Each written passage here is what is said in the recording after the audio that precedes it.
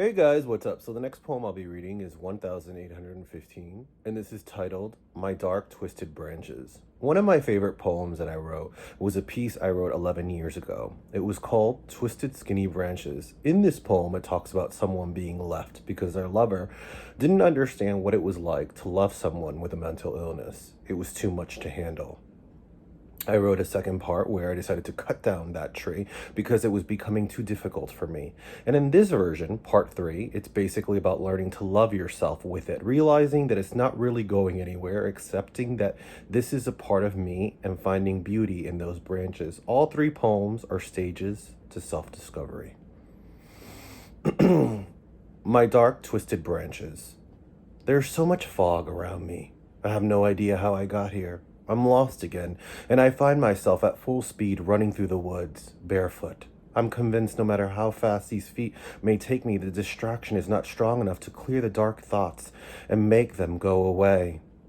These tall trees with no leaves, so haunting, deeper and deeper into the woods.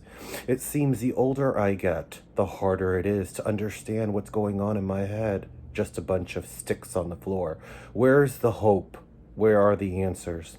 The hours are passing, and the skies are changing, and everything seems to be moving so fast. This feels like deja vu all over again. I really thought I cut down that tree at 3 o'clock. I don't know if I should go back to my home. What if there's nobody there?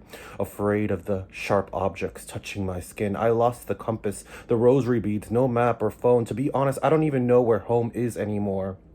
Tears keep strolling down my face, and without this direction, I fear I'll be running for the rest of my life, without destination. This isn't about him. He's still there, with all the patience in the world, probably waiting for me. It's about the other side of the reflection. It wasn't afraid to speak back to me. It said, perplex. I see it now. I know I am. Perhaps living in this skin is a challenge itself, and without concentration of where my foot was going to take me, I lost my balance and fell deep into a hole. My eyes open. I felt all the leaves around me, but what caught my eye were the dark, twisted branches from the trees above. They seem a bit thicker now. Even though it was dark, I could still see them, the patterns of how they intersected with one another. I extended my hand, put out my fingers to see if I could grab them, and then I woke up. I took a deep breath, realizing it was just a nightmare. But as I got up to go to the bathroom, I realized a new tree standing outside from the window. It looked very much like the one from my dream, the very same tree that I thought I cut down. There are birds on the branches still singing a beautiful melody, and I'm looking at them. Maybe loving myself isn't as easy as I thought. It doesn't mean that it's possible. It doesn't mean that the war is over and that the branches will no longer be dark, or the thoughts.